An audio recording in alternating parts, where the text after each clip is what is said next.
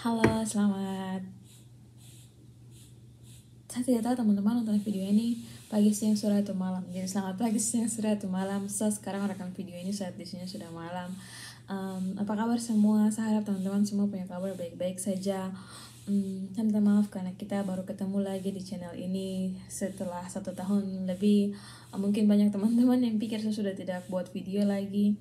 Tapi sejak bulan September tahun lalu sampai sekarang dan masih akan sampai tahun depan, saya sudah jadi mahasiswa kembali S2. Puji Tuhan sekali saya dapat kesempatan, dapat beasiswa untuk sekolah di Amerika sini. Jadi saat mulai masuk kuliah banyak sekali yang harus saya lakukan, harus belajar, banyak bahan bacaan. Jadi saya agak kesulitan untuk tambahkan buat video YouTube di dalam saya punya agenda. Sampai sekarang juga masih kesulitan. Dan apa yang saya buat sore, kapanpun teman-teman nonton video ini, sekarang ini adalah sesuatu yang sangat spontan. Kayak saya lihat berita, saya lihat artikel, terus saya teringat sebuah konsep dan saya kayak, mari coba kita bahas sedikit tentang ini di saya punya channel. Karena saya juga sejujurnya tidak mau sekali kalau channel ini mati begitu saja. Jadi yes. Kenapa saya buat video ini? Gara-gara saya lihat salah satu artikel yang dikeluarkan oleh salah satu koran online di Indonesia, detik.com, yang sebenarnya tidak terlalu sering baca berita dari situ. Cuman dia punya judul menarik saya punya perhatian dan men-trigger saya untuk buat video ini. Dia tanggal 23 Februari 2022 pas keluar berita atau artikel dengan judul ini daftar provinsi termiskin di Indonesia, dan yang memimpin klasemen dari 10 provinsi yang dong tulis adalah Provinsi Papua dan Provinsi Papua Barat. Itu nomor 1 dan nomor 2 sebagai provinsi termiskin di Indonesia. Lalu waktu saya buka juga koran-koran online media Papua yang ada di Twitter, yang ada di Instagram kayak Jubi, Suara Papua, saya juga lihat berita-berita tentang penolakan Blok Wabu, atau misalnya apa yang dialami oleh Pak Haris Azhar dan Mbak Fathia sekarang di Indonesia. Langsung saya kayak semua ini sebenarnya bicara tentang tentang sumber daya alam yang ada di Papua menurut saya, yang bikin sampai orang Papua terkena dampak. Yang paling besar terkena dampak adalah orang Papua. Saya minta maaf, saya potong tengah-tengah, saya punya bahasa ini agak setengah mati, jadi mungkin saya mulut agak bodoh sedikit, saya minta maaf ya, ini disclaimer. Jadi itu. Nah, saya tuh bingung loh, maksudnya mungkin teman-teman juga ini kayak pertanyaan simpel sekali sebagai orang Papua yang selalu bangga dengan sumber daya alam yang sangat kaya. Kenapa kita dinyatakan menurut Detik adalah provinsi termiskin?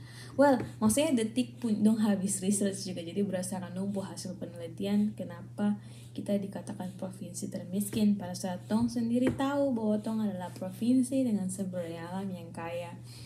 Dan juga kenapa sih orang-orang berjuang supaya menolak jangan ada pembukaan Blok Wabu atau pembukaan tambang-tambang baru yang ilegal lagi di Papua. Kenapa? Padahal sumber daya alam itu sebenarnya bisa jadi sesuatu yang positif bagi orang Papua. Maksudnya harusnya orang Papua sejahtera, right? Karena dong punya itu semua untuk menyokong kehidupan di Papua. Nah, satu hari Senin kemarin pas diskusi dengan satu teman dari Myanmar, dia sebut sebuah konsep namanya resource curse. I don't know how to pronounce that. Let me find it. Maksudnya saya tahu tapi saya takut saya salah. Salah sebut coba. Curse, oke. Resource curse ini secara singkat, dia punya sumbernya ada di deskripsi, oke teman-teman, jadi bisa cek. Resource curse ini dia punya nama lain tuh paradox of plenty. Tulisannya plenty tapi kayaknya American accent yang bilang plenty. Paradox of plenty. Jadi secara singkat itu kegagalan sebuah negara yang kaya dengan sumber daya alam menyejahterakan dia punya masyarakat. Jadi negara atau provinsi atau apapun sumber daya banyak sekali, tapi kenapa rakyatnya tidak sejahtera? Karena ternyata sumber daya alamnya tuh berubah menjadi sebuah kutukan kalau berdasarkan nama konsepnya. Jadi di saat tong kira kalau tong punya sumber daya alam banyak harusnya tong sejahtera, ternyata pemerintah gagal mengolah sumber daya alam yang banyak itu untuk bisa buat rakyat sangat sejahtera. Nah, ada banyak sekali di sumber yang mungkin pas tunjuk di sini dia kasih tahu kenapa sih resource curse ini terjadi, kenapa sumber daya alam berubah menjadi menjadi sebuah kutukan bagi orang-orang yang tinggal atau orang-orang pemilik asli itu sumber daya alamnya. Dan salah satu yang dimention adalah sebagai sebuah negara demokrasi, biasanya kan negara tuh hidup dari pajak yang dibayarkan oleh masyarakat. Cuman saat sebuah negara punya perusahaan asing yang besar sekali yang bayar pajak lebih banyak daripada masyarakatnya, negara cenderung tidak terlalu peduli lagi sama masyarakat. Toh mereka tidak sumbang banyak buat pembangunan negara ini. Yang paling banyak sumbang adalah perusahaan ini. Akhirnya fokus negara tuh udah ke arah perusahaannya instead of ke masyarakatnya. Jadi akhirnya menimbulkan tidak ada rasa tidak ada salah bahasa Indonesianya, tidak ada salah pada kata dan tidak terlalu terbuka soal pemasukan tuh kayak bagaimana kepada masyarakat dan lain-lain. Pokoknya tidak anggap masyarakat lah. Intinya adalah negara dapat sesuatu, dan karena di Indonesia atau di Papua banyak elit yang yang punya saham-saham juga, akhirnya mereka yang lebih diperhatikan sama negara instead of masyarakat, karena mereka lah yang menyumbangkan pajak yang cukup besar untuk pembangunan negara. Nah, bisa dilihat kalau negara terlalu fokus ke sini, dia punya dampak itu malah kok ada konflik ada konflik di antara masyarakat, ada konflik dari masyarakat dengan pemerintah, bikin sampai ekonomi tidak stabil, performance ekonomi tidak bisa diukur, dan lain-lain. Akhirnya resource itu, sumber daya alam itu tuh menjadi sebuah kutukan. Jadi right, menurut saya menarik. Lalu saya kayak berpikir lah, saya bisa bahas cuma kayak begini, tapi saya merasa mungkin bagus kalau misalkan saya bisa cari-cari informasi tentang solusi apa yang bisa dibuat, meskipun saya sekarang tidak punya hak atau tidak punya kapasitas untuk buat solusi. Tapi saya baca ada sebuah artikel yang saya ketemu, ini menarik menurut saya artikelnya. Judulnya Combating the Resource Curse, Alternative Solution to Managing Mineral Wealth. Jadi ada penulis yang tulis kira-kira kasih solusi begitu, kira-kira apa yang bisa pemerintah lakukan, tapi solusi-solusinya juga punya limit.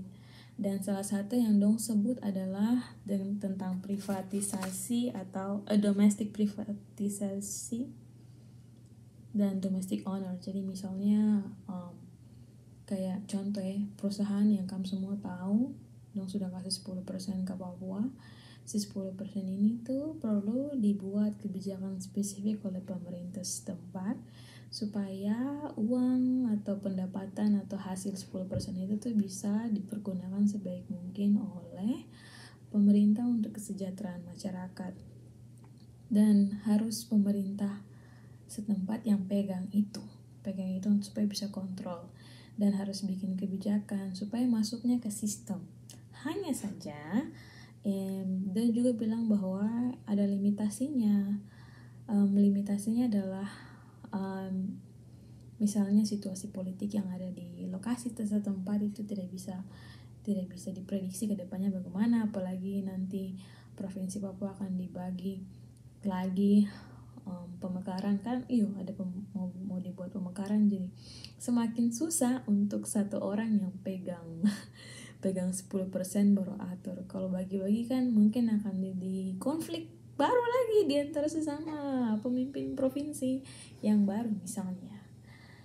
Jadi ya ini ini spontan saja, saya tidak akan bahas lebih lanjut lagi. Semua sumber saya taruh di deskripsi video tentang apa itu research curse, tentang solusinya yang disarankan oleh ini artikel yang tadi saya sebut, dan juga berita-berita yang saya baca. Teman-teman bisa lihat dan gali lebih dalam lagi, dan bisa buat satu mungkin tulisan kah atau apa begitu. Jadi yes, itu saja. Terima kasih teman-teman sudah nonton dari awal sampai akhir. Saya harap bisa menghibur sedikit. Dan itu saja. Terima kasih semua. Sampai ketemu di video selanjutnya. Dadah. Ya, tadi saya bilang dah, but saya lupa satu hal yang sangat penting. Dia bernama resource curse, right? It means sumber dayanya jadi kutukan. Padahal menurut salah satu orang, dia bernama Joseph Stiglitz, dia bilang abundant natural resources can and should be a blessing, not a curse. We know what must be done. What is missing is the political will to make it so. Jadi sebenarnya harusnya jadi blessing instead of curse. Harusnya jadi berkat daripada kutukan. Jadi apa yang harus dilakukan sekarang adalah berdoa supaya sumber daya itu jadi berkat. Dan dia bilang what is missing is the political will to make it so. Jadi kita berdoa untuk tanah Papua, kita berdoa untuk sumber daya alam, kita berdoa untuk setiap jajaran pemimpin di Papua, dan juga jajaran pemimpin di Papua supaya resource-nya menjadi berkat, bukan kutukan. Itu saja. Sekarang baru benar-benar dah. Bye.